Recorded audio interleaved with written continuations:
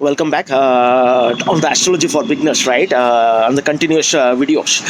Today I'll be talking the difference between a Lagna chart, your birth chart, or your Navamsha chart, or your Chandra Kundli, right? So your Lagna is your body, right? Your, the physical body which is present in the universe or in the earth by which you do all the activities. The Moon Kundli, which is your mind, right? Your mind, whenever you feel like something you'll achieve, but it's not happening physically, right? That's Chandra Kundli. And the Sun Kundli is your soul, right? Which is inside, you are born with, right?